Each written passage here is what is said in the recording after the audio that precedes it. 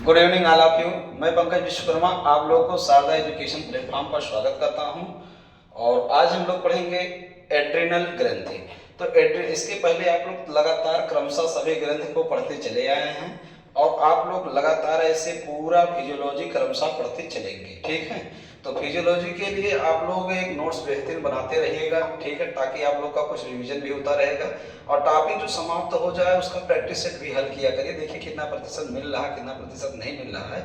और हमको जहाँ तक लगता है कि जब आप लोग यूथ हल करेंगे तो 100% मिलेगा। गृह विज्ञान टीजीटी पीजीटी में फिजियोलॉजी का क्वेश्चन जो अभी फिजियोलॉजी हम पढ़ा रहे हैं ये फिजियोलॉजी टोटल मिलेगा।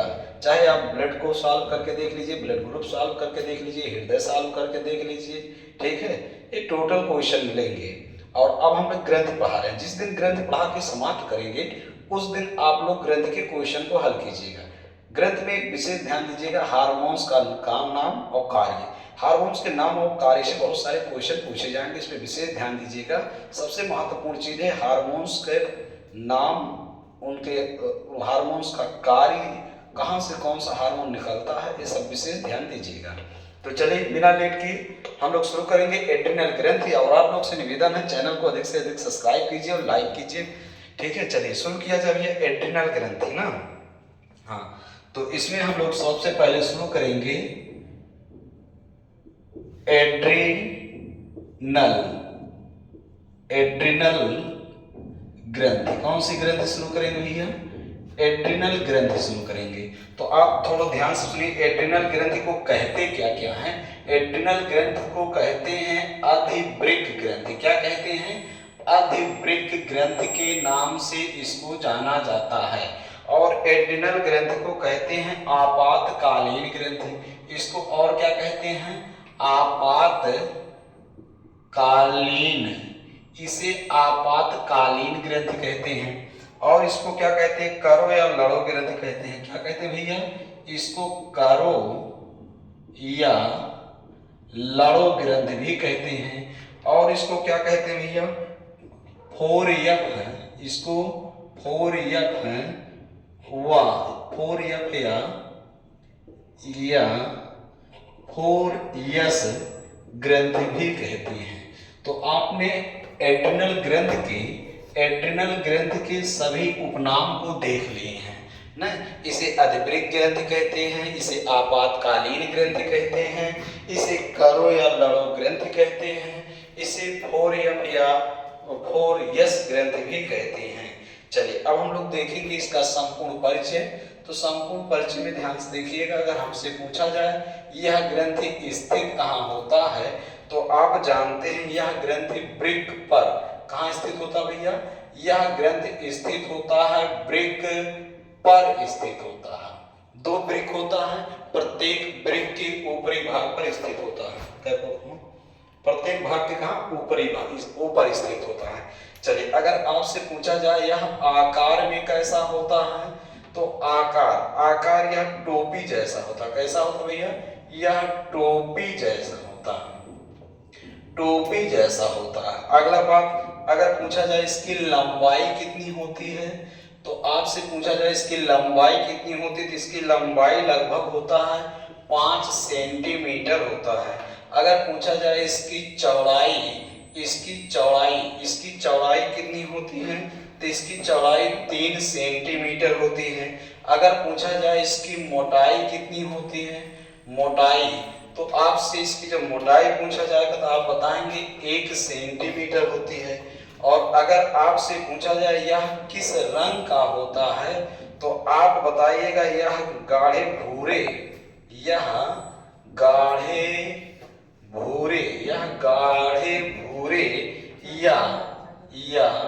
या पीले रंग का होता। गाढ़े भूरे या किस रंग का होता भैया? पीले रंग का होता है, ठीक है। अगर आपसे पूछा जाए इस ग्रंथि का भार कितना होता है, तो इसका भार लगभग 4 से लेके 6 ग्राम का होता है। और अगर पूछा जाए संख्या में कितनी होती है, तो आप जानते हैं यहाँ संख्या में 2 होती है, लेकिन जोड़े की बात किया जाए 1 जोड़ी होती। कितनी जोड़ी होती है? 1 जोड़ी होते हैं, ठीक। हाँ, अगर पूछा जाए इसके द्वारा स्रावित, इसके द्वारा स्रावित हार्मोन्स कौन कौन से हैं, इस ग्रंथ के द्वारा कौन कौन से हार्मोन्स का स्राव होता है। तो आप जानते हैं इस ग्रंथ के द्वारा स्रावित होने वाला हार्मोन्स, पहला हार्मोन्स आपको बताते हैं एड्रीनेलिन। एड्रीनेलिन हार्मोन का स्राव करता है। और यह किस हार्मोन का स्राव करता है, यह कार्टिकोस्टेरॉन नामक हार्मोन का स्राव करता है। और यह किस हार्मोन का स्राव करता है, यह एल्डोस्टेरॉन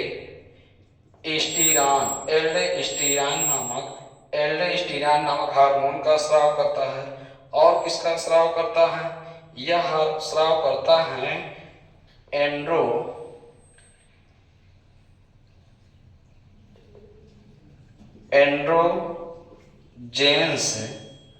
एंड्रोजेंस व एस्ट्रोजेंस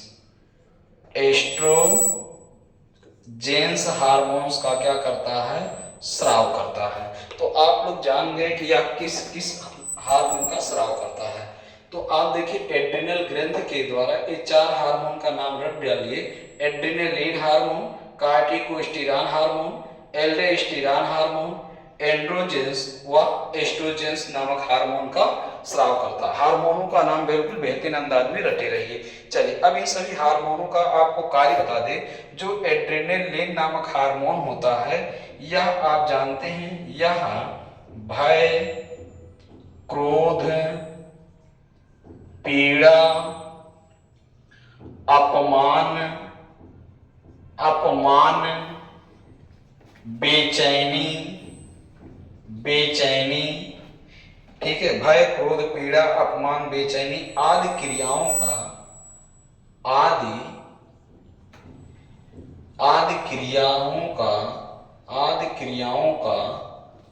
नियंत्रण करता है। कौन करता है भैया, एड्रिनल ग्रंथि। यह भय, क्रोध, पीड़ा, अपमान, बेचैनी आदि क्रियाओं का क्या करता है, नियंत्रण करता है। अभी आप लोग हमारे साथ बेहतरीन अंदाज में नोट्स बनाते चलिए। अभी एक बार पूरा नोट्स कराने के बाद फिर हम एक समझा देते हैं, ठीक। चलिए कार्टिकोस्टेरॉन हार्मोन्स का कार्य सुनिए। यह कार्बोहाइड्रेट के उपापचय का नियमन एवं नियंत्रण करता है। यह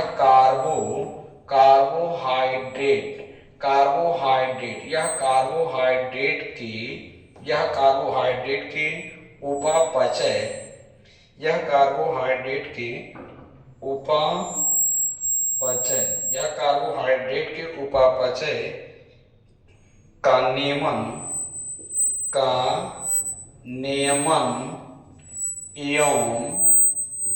एवं नियंत्रण करता है। नियमन एवं क्या करता है भैया, नियंत्रण करता है। चलिए अगला बात ध्यान से देखिएगा। अगला बात, एल्डोस्टेरॉन हार्मोन क्या करता है, एल्डोस्टेरॉन रक्त में जल और लवण की मात्रा का नियमन करता है। यह रक्त में जल और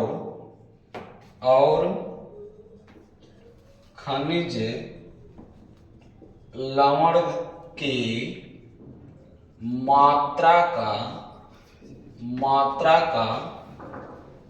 नियमन करता है। नियमन करता है। अच्छा, एंड्रोजन और एस्ट्रोजन हार्मोन क्या करते हैं, द्वितीयक लैंगिक लक्षणों का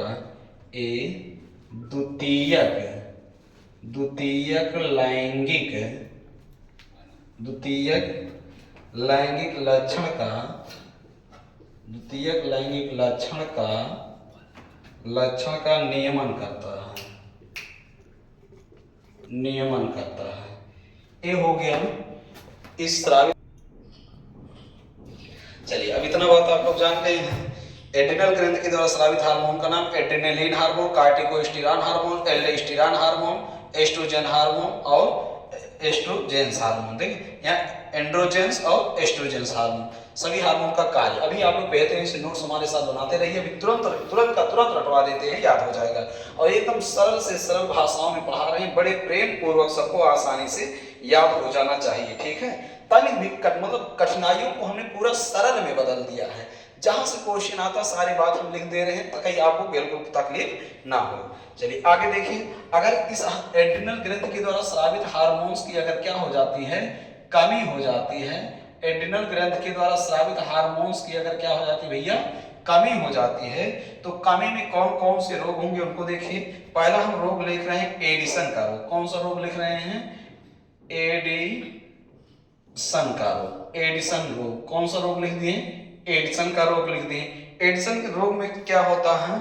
त्वचा पर चकत्ते पड़ जाते हैं। एडिशन रोग में होता है त्वचा पर चकत्ते पड़ जाते हैं। ठीक। दूसरा रोग है देखिए हाइपरग्लाइसीमिया। अब दूसरा रोग है हाइपोग्लाइसीमिया। क्या है? दूसरा है हाइपोग्लाइसीमिया। अगर कमी हो गया तो क्या हो गया? हाइपोग्लाइसीमिया। हाइपोग्लाइसीमिया में क्या होता है? रक्त में ग्लूकोज की कमी हो जाती है। तो अर्थात आप लिख सकते हैं रक्त में, आप लोग नोट करते रहिए, रक्त में शर्करा की कमी हो जाती है। रक्त में शर्करा की क्या हो जाती है? कमी हो जाती है। तीसरा रोग लिखेंगे कांस रोग। कौन सा रोग लिखेंगे भैया? कांस रोग। कांस रोग तीसरा रोग है कांस रोग। अब कांस रोग में क्या होता है? पेशियों में अकड़न होता है। कांस रोग में पेशी में क्या होता है? अकड़न। पेशी में क्या होता है? अकड़न होने लगता है, जिसे कहते हैं टांस पकड़ लिया है। ठीक है। अगर इस हार्मोन्स की क्या हो जाए भैया? अधिकता। क्या हो जाए? अधिकता हो जाए। तो इस हार्मोन्स के अधिकता होने पर आप जानते हैं पहला रोग हम लिखेंगे एडीमा। क्या लिखेंगे? एडीमा। एडीमा को ही कहते हैं ओडीमा। क्या कहते हैं? ओडीमा कहते हैं। ओडीमा मतलब शरीर में जल की अधिकता हो जाती है। क्या हो जाती है? जल की अधिकता। तो जल की अधिकता हो जाती है। दूसरा रोग हम लिखेंगे कुशिंग का रोग। क्या लिखेंगे? कुशिंग का रोग। और कुशिंग के रोग में क्या होता है? वसा का अधिक जमाव होने लगता है, जिससे शरीर भोंडा जैसा होता है। हाँ, वसा के अधिक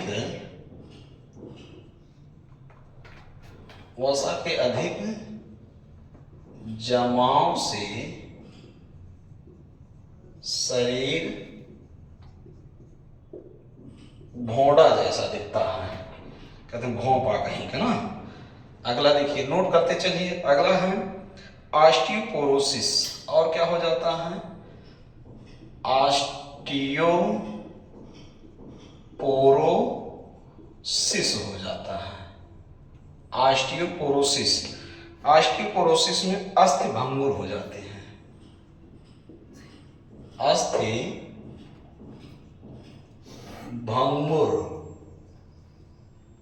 क्या हो जाते हैं? भंगुर हो जाते हैं। अस्त क्या हो जाते हैं? भंगुर हो जाते हैं। अगला बात आप जानिए एड्रिनल रिलीज में होता है। चौथा रोग क्या है? एड्रिनल। हाँ, तो अगला क्या भैया? अगला एड्रिनल विरलिज्म। एड्रिनल विरलिज्म में क्या होता है? हाँ, लड़कियों में दाढ़ी मोछ आने लगते हैं। लड़की में दाढ़ी आ जाता है, मोछ आ जाता है। दाढ़ी मोछ और क्या होने लगता है? आवाज भारी हो जाता है। आवाज भारी होने लगता है। हाँ, जबकि लड़कों में समय से पहले जननांग प्रारंभ हो जाता है। लड़कों में समय से पहले जननांग प्रारंभ हो जाता है। चलिए एक अगला रोग लिखेंगे, पांचवा हाइपरग्लाइसीमिया। क्या लिखेंगे?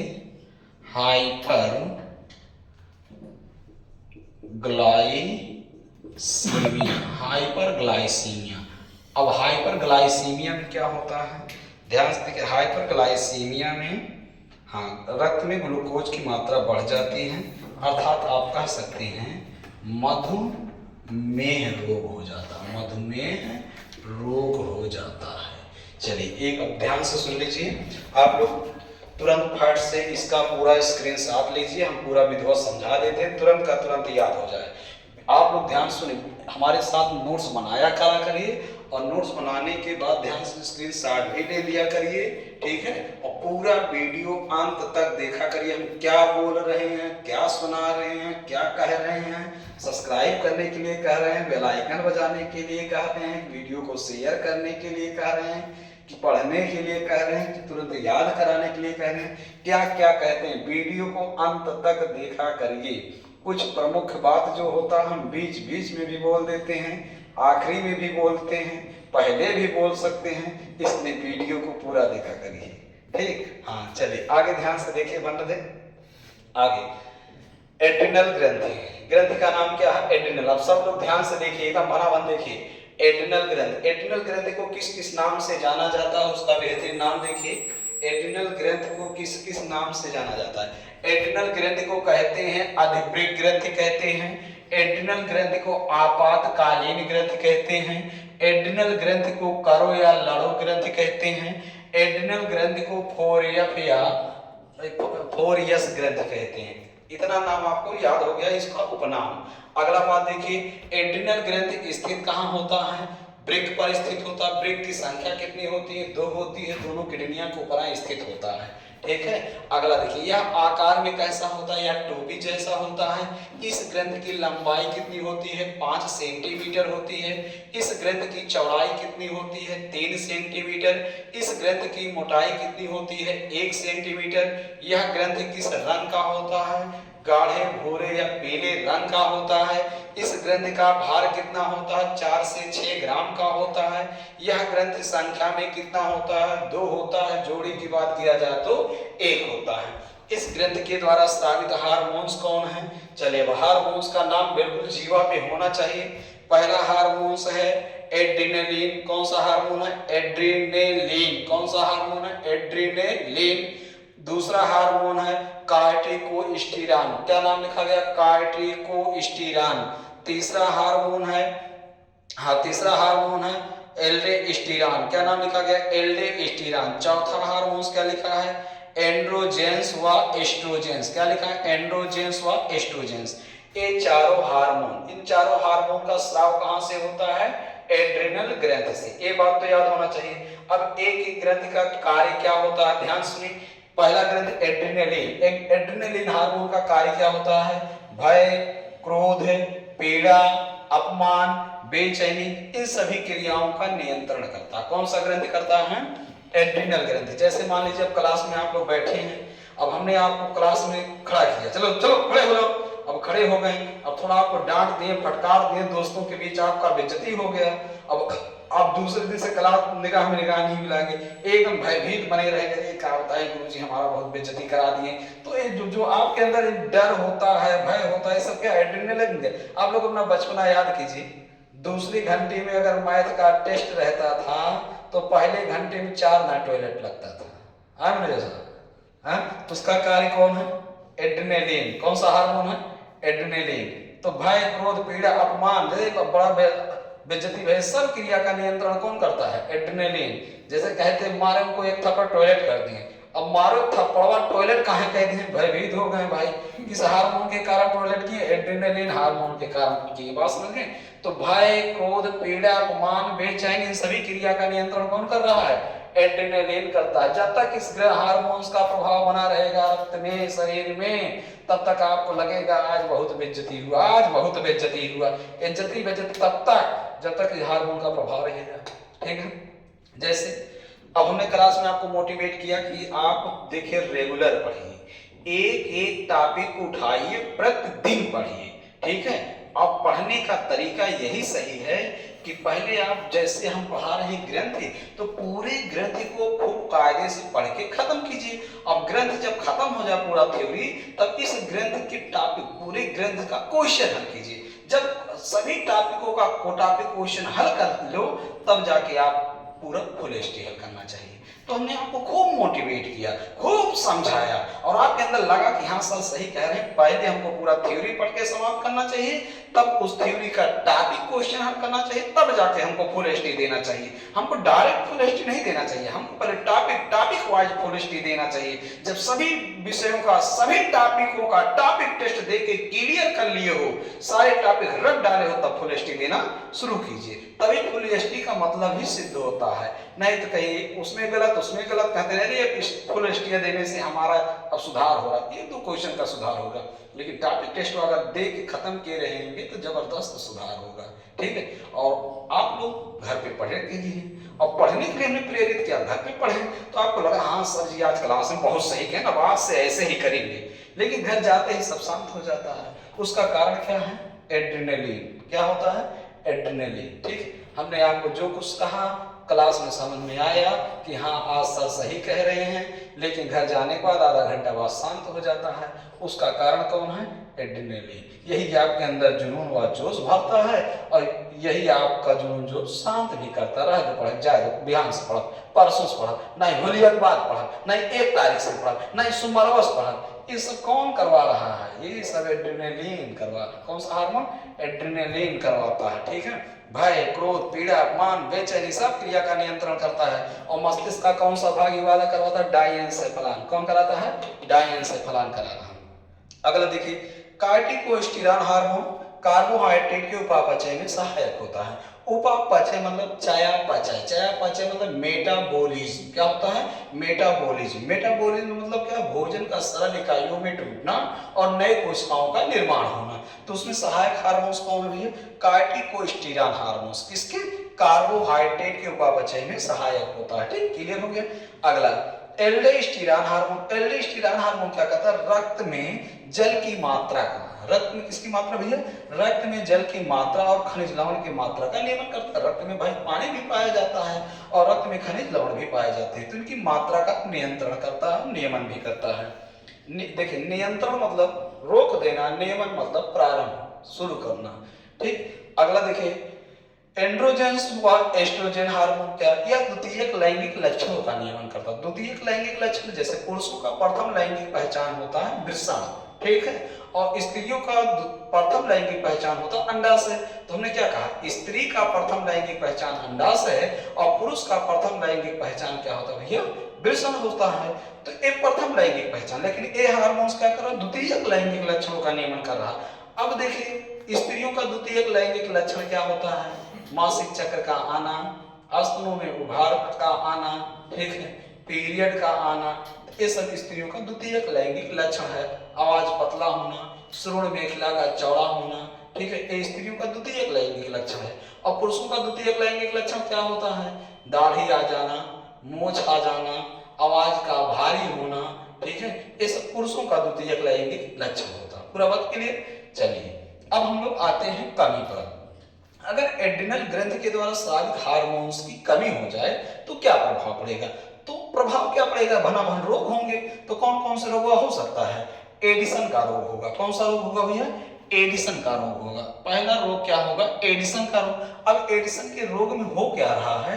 एडिसन के रोग में त्वचा पर चकत्ते पड़ जा रहे हैं। चकत्ते क्यों पड़ जाते हैं? क्योंकि एडिसन के रोग में शरीर में जल की कमी हो जाती है। तो आप एक लाइन में यहाँ बता सकते हैं, शरीर में किसकी कमी हो जाती है? जल की कमी हो जाती है। शरीर में जल की क्या हो जाती है भैया? कमी हो जाती है, जिसके कारण त्वचा पर चकत्ते पड़ जाते हैं। ठीक है, दूसरा क्या? हाइपोग्लाइसीमिया। हमने आपको बताया था, जहां हाइपो शब्द का प्रयोग किया जाए वो कमी होता है, और जहां हाइपर शब्द का प्रयोग किया जाए वो अधिकता होता। तो हाइपोग्लाइसीमिया, हाइपोग्लाइसीमिया मतलब अधिक। हाइपोग्लाइसीमिया रक्त में ग्लूकोज की कमी। हाइपोग्लाइसीमिया ग्लूकोज की कमी कहां? रक्त में। तो रक्त में जब ग्लूकोज की कमी हो जाती है, शर्करा की कमी हो जाती है, तो शरीर में ऊर्जा की कमी हो जाती है, और जब शरीर में ऊर्जा की कमी हो जाती है तो पेशियों में ऐंठन, सिर दर्द, जी मचलाना, चक्कर आना, बेचैनी होना, आत्महत्या की इच्छा जगना, ठीक, ये सब कब होता? जब ऊर्जा की कमी हुआ। तो हमने बताया कि हाइपोग्लाइसीमिया, हाइपोग्लाइसीमिया में रक्त में शर्करा की कमी हो जाती है। और आप जानते हैं रक्त सामान्य दशा में अगर बात किया जाए, सामान्य दशा में अगर बात किया जाए, रक्त में ग्लूकोज की मात्रा होना कितना चाहिए? 80 से 120 mg प्रति 100 ml होना चाहिए। मतलब 100 मिलीलीटर खून में, 100 मिलीलीटर खून में 80 से 120 मिलीग्राम ग्लूकोज होना चाहिए। क्लियर हो? इससे कम हो जाएगा तो हाइपोग्लाइसीमिया की कंडीशन। हाइपोग्लाइसीमिया कंडीशन मतलब रक्त में ग्लूकोज की कमी।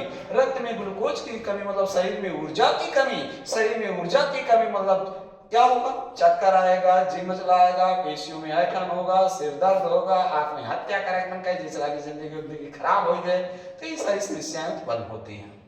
चलिए, कांस रोग, कांस रोग मतलब पेशियों में अकड़न। कांस रोग मतलब क्या? पेशियों में अकड़न। अगर देखिए ये दोनों हो गया। अगला, अब कांस रोग हमने क्या कहा? पेशियों में अकड़न, जो कहते हैं टांस पकड़ लिया। अब कुछ लोग सोए रहते हैं, हाथ मिला आपको पकड़ा, धीरे धीरे करते हैं तो मुंह में पकड़, कुछ लोग हाथों में पकड़ लेता और धीरे धीरे उसको स्लो करते हैं, पैरों में पकड़ लिया, पैरों धीरे धीरे रखते हैं। मतलब टांस सब कैसे होता? सब कमजोरी को जैसे, इसलिए आहार में न्यूट्रिशन की मात्रा को पर्याप्त कीजिए। ठीक है, कांस रोग मतलब पेशियों में अकड़न। अगला, लेकिन अगर इस हार्मोन्स की अधिकता हो जाए तो इस हार्मोन की अधिकता में क्या होता? ओडीमा रोग होता। कौन सा रोग होता? ओडीमा रोग होता। ओडीमा रोग में मतलब जल की अधिकता, शरीर में जल की अधिकता को कहते हैं ओडीमा। और जब ओडीमा नामक रोग हो जाएगा तो शरीर या फूल जाएगा, तो एकदम जैसे लागे कि बहुत मोटे हैं, बहुत तंदुरुस्त हैं। तो इस रोग को क्या कहते हैं? ओडीमा रोग। शरीर में जल की अधिकता से कौन सा रोग हो रहा है? ओडीमा। मतलब इस हार्मोन की का अधिकता हुआ तो शरीर में जल की अधिकता हुआ, शरीर में जल की अधिकता को ही कौन सा रोग कहते हैं? ओडीमा रोग कहते हैं। और जल के कमी को क्या कहते हैं? निर्जलीकरण कहते हैं। एडिशन का जो रोग होता है निर्जलीकरण की स्थिति में ही होता है। अगला देखिए, कुशिंग रोग। कुशिंग रोग, अब वसा के अधिक जमाव से शरीर फूल जाता है, जैसे भौड़ा देखा था, भौपा कहीं का शरीर मतलब भौड़ा मतलब मोटा तगड़ा दिखता है। ठीक है, अगला ऑस्टियोपोरोसिस। अब इस हार्मोन की अधिकता से, किस हार्मोन के? एड्रिनल ग्रंथि के द्वारा स्रावित हार्मोन का अधिकता होगा तो ऑस्टियोपोरोसिस हुआ। ऑस्टियोपोरोसिस में यहाँ क्या हो रहा? हड्डियां भंगुर हो जाती हैं। हड्डियां क्या हो जाती हैं? भंगुर हो जाती हैं, हल्का सा चोट लगने पर टूट जाती हैं। एड्रिनल ब्रिलीज, बहुत महत्वपूर्ण रोग, एक कई बार आपकी परीक्षाओं में पूछा गया, बहुत इंपॉर्टेंट। एड्रिनल ब्रिलीज, लड़कियों में जो दाढ़ी और मोछ निकल आता है, लोग कहते हैं हार्मोन्स के कारण, हार्मोन्स की अधिकता है। तो किस हार्मोन्स की अधिकता है? आप जानते हैं एड्रिनल ग्रंथि के द्वारा स्रावित हार्मोन्स की अधिकता है। एड्रिनल ग्रंथि के द्वारा स्रावित हार्मोन जो क्या है? एंड्रोजेंस और एस्ट्रोजेंस, यह द्वितीयक लैंगिक लक्षण का नियमन करते हैं। जब इस हार्मोन्स की अधिकता हो जाएगी तो आप जान रहे हैं क्या? एड्रिनल ब्रिलीज में रोग होगा, तो लड़कियों में दाढ़ी और मोछ निकल आएगा, उनका अवजिया भारी हो जाएगा। और लड़कों में क्या होगा? लड़कों में आप जानते हैं जन्म से पहले ही जननांग प्रारंभ हो जाएंगे। उसको अरे उल्टा बोल गए भाई, जन्म से पहले बोल रहे, बहुत भयानक गलती हो गया। हाँ, लड़कों में क्या होगा? समय से पहले जननांग प्रारंभ हो जाएगा। समय से मतलब जैसे लड़कों में 13 से 16 वर्ष में जननांग प्रारंभ होता है, तो 11 साल में 10 साल में जननांग प्रारंभ हो जाएगा। पूरा बात क्लियर हो गया? चलिए अगला देखिए, हाइपरग्लाइसीमिया। और अगर अधिक हुआ तो रक्त में ग्लूकोज की मात्रा बढ़ जाएगी। रक्त में जब ग्लूकोज की मात्रा बढ़ जाएगी तो कौन सा रोग होता है? मधुमेह रोग होता है। हमने बताया है रक्त में ग्लूकोज की मात्रा कितना होना चाहिए? 80 से 120 mg प्रति 100 ml होना चाहिए। ठीक है, लेकिन जब हाइपरग्लाइसीमिया कंडीशन में आया, रक्त में ग्लूकोज की मात्रा बढ़ गया, तो कौन सा रोग हो जाएगा? मधुमेह रोग हो जाएगा। तो आपको, हमको लगता है एड्रिनल ग्रंथि बेहतरीन अंदाज में पूरा समझ में आ गया होगा। ठीक है, और आप लोग कंटिन्यू हमारे साथ बने रहिए। अब हम आपके लिए जान लीजिए बेहतरीन उपहार लाने वाले हैं। सभी टॉपिकों का टॉपिक टेस्ट हल करवाएंगे और home science, TGT, PGT, LT, net के बच्चों के लिए एक आवश्यक सूचना है। अब हम बहुत जल्द से जल्द नेट का भी क्वेश्चन हल करवाने वाले हैं। ठीक है, बस होली के बाद अब व्यवस्था में लगे हुए हैं। होली के बाद गृह विज्ञान नेट के क्वेश्चन ताबड़तोड़ हल करवाए जाएंगे, इसलिए आप लोग भी पढ़ाई को ताबड़तोड़ बनाए रखें। बहुत बहुत धन्यवाद। चैनल को सब्सक्राइब करते रहिए और आपसे उम्मीद यही है कि 15 अप्रैल के पहले पहले आप लोग 1000 सब्सक्राइबर कर देंगे। अगर 15 अप्रैल के पहले 1000 सब्सक्राइबर कर दे रहे हैं तो हम जान लीजिए कि आप लोगों के लिए सभी परीक्षाओं में आने वाले साइंस के बेहतरीन से बेहतरीन क्वेश्चन हम कराएंगे, जो हम कोशिश ये करेंगे कि हमसे बेहतरीन और हमसे अच्छा क्वेश्चन कोई आपको ऑनलाइन या ऑफलाइन देना पाए। हम उनसे भी बेहतरीन देने का प्रयास करेंगे जो सबसे बड़े ऑनलाइन प्लेटफॉर्म वाले हैं। ठीक है, बस यही है कि अभी हमारा प्लेटफॉर्म छोटा है, हम छोटे स्थान से हैं, आप लोग हमारे वीडियो को नहीं देख रहे हैं, देख लीजिए। तो अब इसी को तुलना कर लीजिए, जो बहुत महत्वपूर्ण पढ़ाने वाले टीचर हों या बहुत बड़े प्लेटफॉर्म से पढ़ाए हों। एड्रिनल ग्रंथ हमने पढ़ाया है, एड्रिनल ग्रंथ और किसी का चेक कर लीजिए, देख लीजिए, जहां जहां से क्वेश्चन आया सारे क्वेश्चन हमने बता दिया है। ठीक है, और आप लोग तुलनात्मक ढंग से पढ़िए, कंपटीशन होना चाहिए स्टूडेंटों में, तभी आगे इंसान बढ़ पाता है। बहुत बहुत धन्यवाद। चैनल को सब्सक्राइब करें, बेल आइकन बजाएं और बार बार कह रहे हैं पूरा इतना सब्सक्राइब करें कि देश विदेश तक फैल जाए। बहुत बहुत धन्यवाद।